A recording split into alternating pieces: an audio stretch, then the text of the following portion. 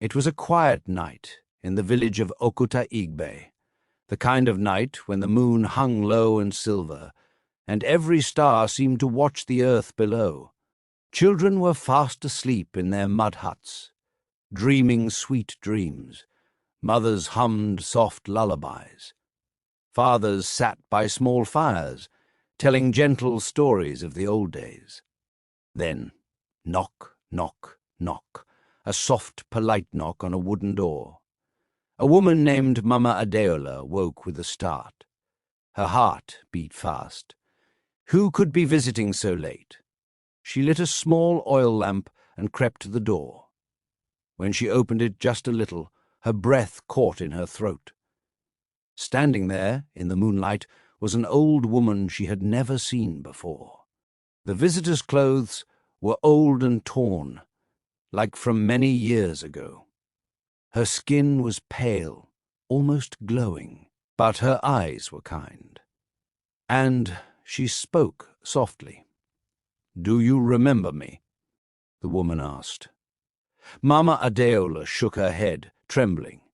"No, I'm sorry, I don't—" The old woman nodded sadly. Then she stepped back, and Mama Adeola's eyes closed. She fell into a sleep so deep that she never woke again. Knock, knock, knock. The same soft sound came from another hut, then another, and another. All through the village, doors were knocked on politely. People opened them to find strangers from long ago, grandfathers, aunts, cousins who had died many years before. Some had wounds that never healed. Some looked tired and forgotten. But none of them were angry or loud. They only asked one quiet question. "Do you remember me?" Those who could say a name. "Yes, you are Uncle Themi, who loved telling jokes." Or you are Auntie Bose, who sang the sweetest songs. Was smiled at kindly. The visitor would nod, whisper, "Thank you," and fade away like mist in the morning sun. But those who shook their heads in fear or confusion fell gently into an endless sleep. By morning, the village was filled with weeping. Some families were whole and safe. Others had empty mats where loved ones had slept forever. Children cried. Elders gathered under the great Iroko tree, their faces heavy with worry. The ground itself seemed to sigh, as if the whole land was sad. What had woken the dead? Why were they walking again? And why did they only want to be remembered? This, dear listener, is where our story truly begins. Let me take you back, far, far back, to a time when the land of Okuta-Igbe was young and full of magic, when people still listened carefully to the earth beneath their feet. Long, long ago, before the night of the polite knocking, there was a beautiful place called Okuta-Igbe, which means the stone forest. Tall rocks stood like wise old giants among the trees, wrapped in green vines and bright flowers. The soil was rich and warm, soft under bare feet like a mother's hug. Rivers sang as they flowed, clear and sparkling. Birds of every color danced in the sky, and butterflies floated like living rainbows. In this land, the people knew a wonderful secret. The earth was alive with memory. Every step you took, the ground listened. It knew if you walked with respect, lightly, with thanks in your heart, or if you stomped with pride, thinking you were better than the land that carried you. Every morning, as the sun rose golden and warm, children stepped outside their round mud huts with thatched roofs.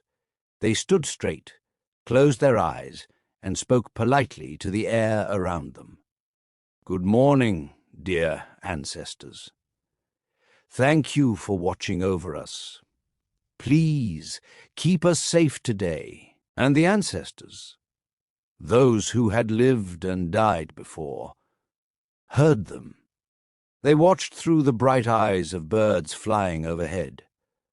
They listened through the deep roots of ancient trees, and at night they sometimes spoke in dreams, giving gentle advice or happy memories. Death was not scary here. It was like finishing a long day of play and going to rest. The living worked the land, planting yams and maize, fetching water, building homes.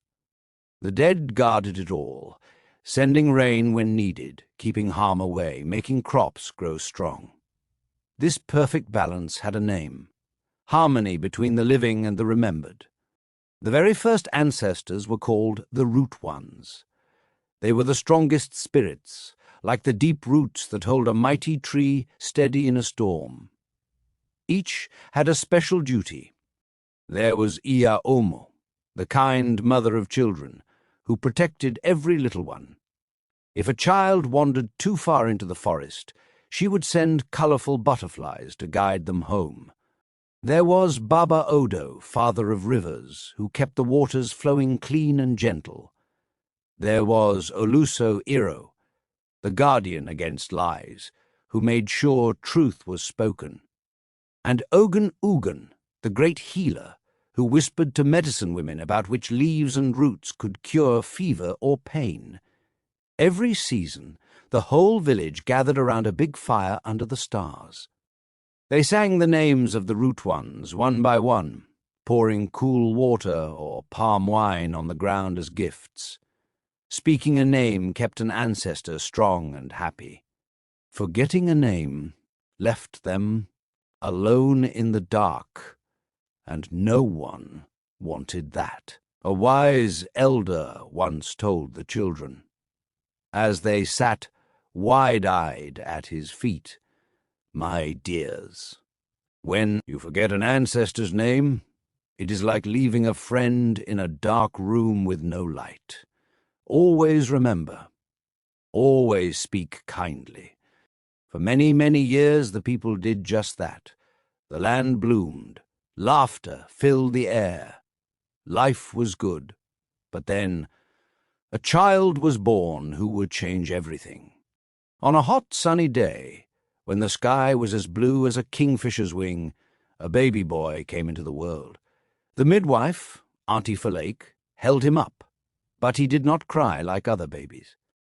He only opened his big, dark eyes and stared, as if he already understood secrets no one else knew. A cold shiver ran through Auntie Folake, even though the sun burned bright. She whispered to the mother, "This one is different." They named him Ajaku, which means one who fights with strength.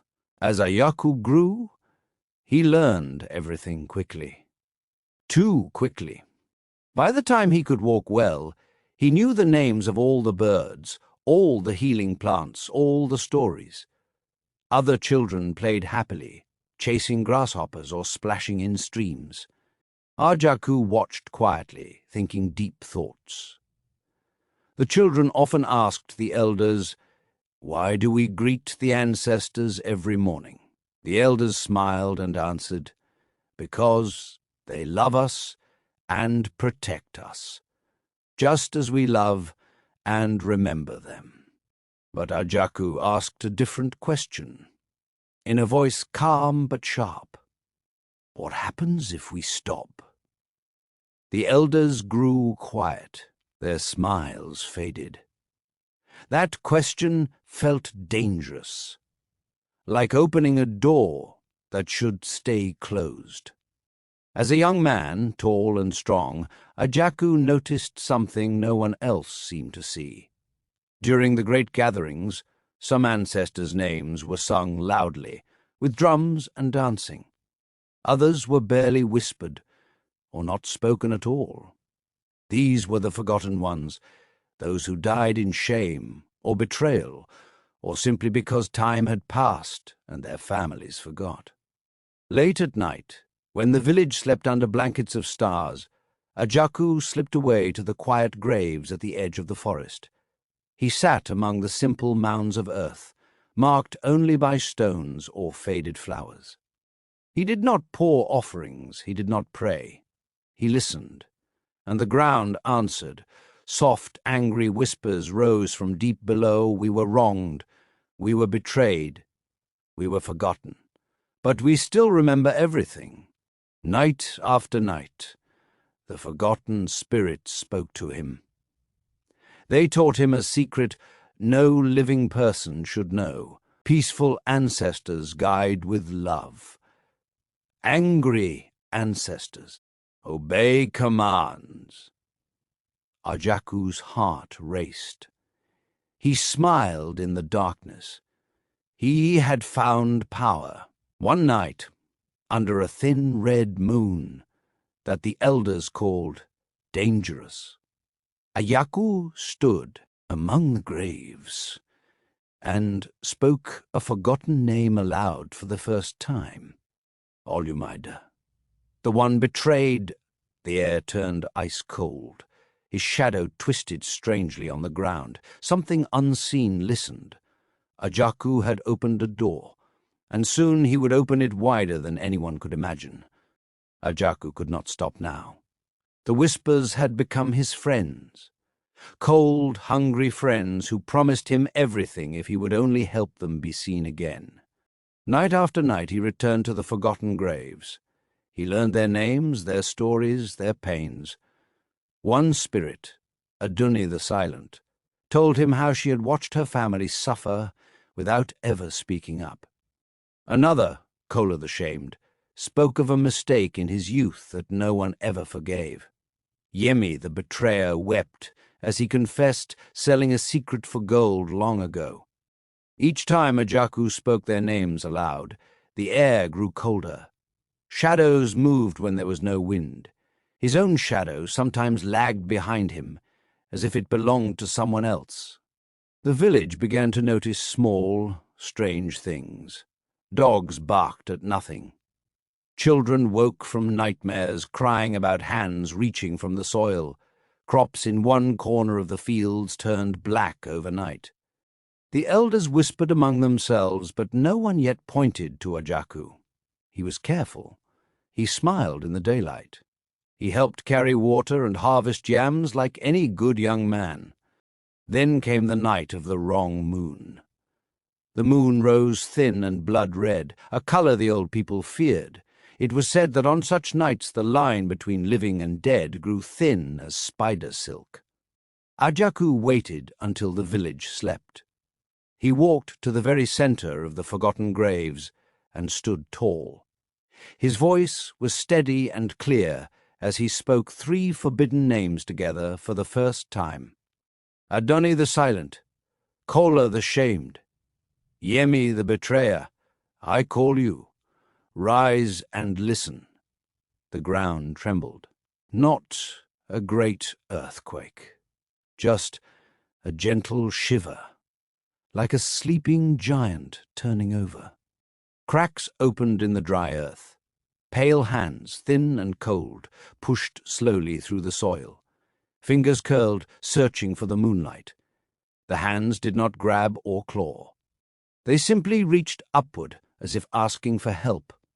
Ajaku watched, eyes wide, heart pounding with excitement. The spirits were listening to him. They were obeying. But the good ancestors, the root ones, felt the disturbance. Deep in the earth, they stirred in worry. The balance they had guarded for generations had cracked. By morning, the village woke to fear. Footprints, bare human footprints, led from the graves toward the huts, then stopped suddenly as if the walkers had vanished into air.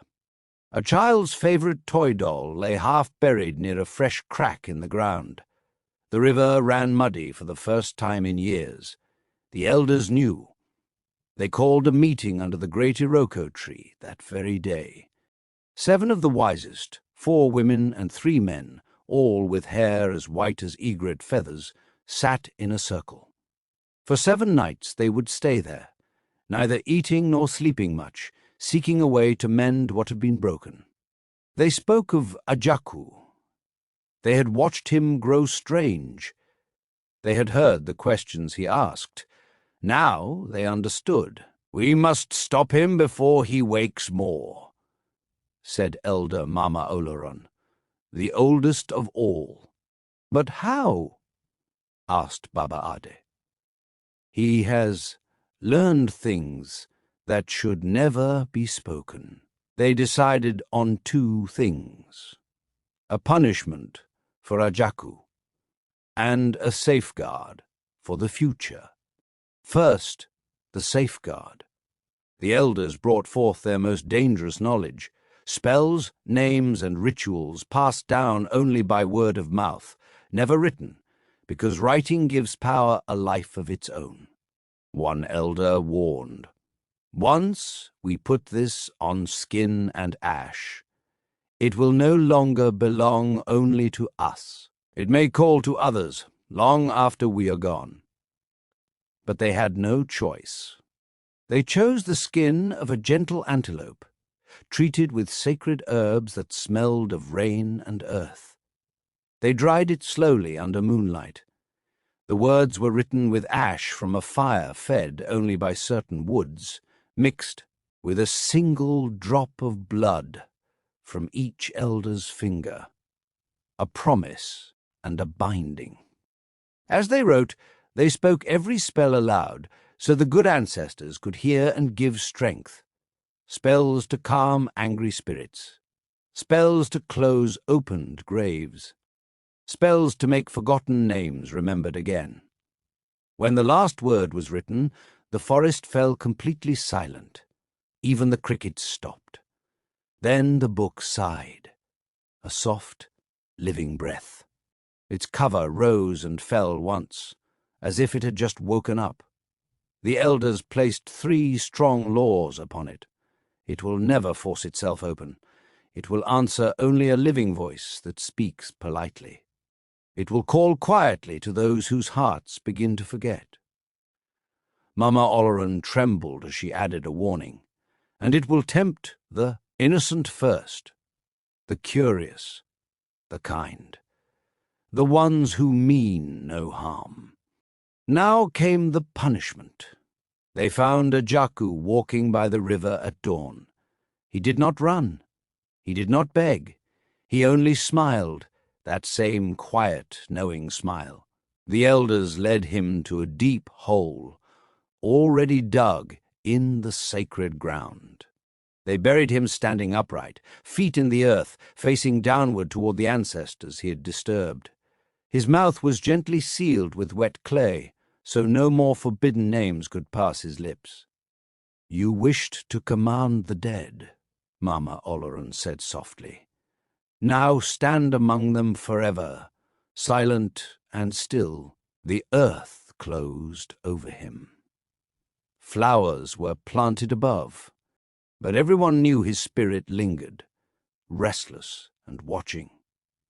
From that day children were warned never to play near that spot, for they might hear faint footsteps that stopped when you turned around. They called him the Standing Man, a name spoken only in whispers. The book was carried to a small, simple hut built far at the edge of Okuta Ibe, where thick forest met open fields. No guard stood outside. No sign marked the door. Only memory was meant to keep it safe.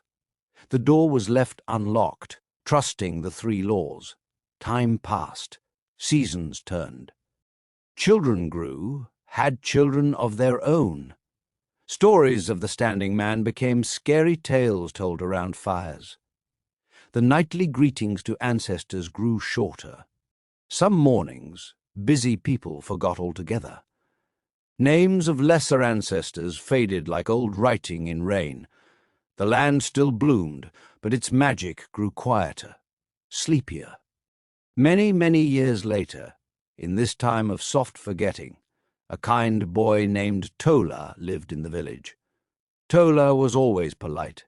He greeted every elder by name. He helped carry heavy loads without being asked. He listened to stories with shining eyes. His grandmother said he had a remembering heart. But even Tola had strange dreams. Night after night he saw pale figures standing silently at the edge of the village, watching the huts with tired, hopeful eyes. They never spoke in the dreams, but he woke feeling sad, as if he had forgotten something important. One golden evening, Tola was walking home from the stream, balancing a calabash of water on his head. The sun painted the sky orange and pink. Birds called their good-night songs. Then he heard it, a soft voice from the ground itself. "Tola!" He stopped, surprised but not afraid. He had been taught to answer politely. "Yes?" he said clearly. "Who is calling me?" The voice did not answer with words. Instead, his feet felt guided.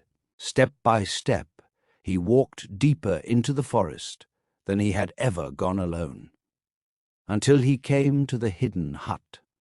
Vines had grown over it. The door hung slightly open.